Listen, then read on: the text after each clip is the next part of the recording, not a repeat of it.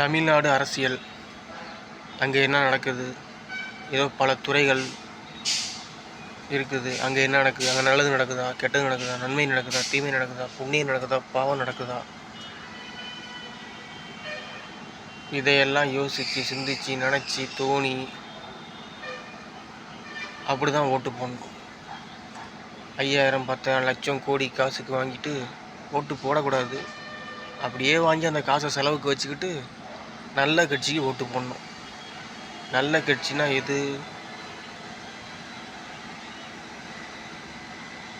என்னோட நம்பிக்கை தமிழக வெற்றி கழகம் ஜெயிக்கும், ஜெயிக்கும், ஜெயிச்சே தீரும்.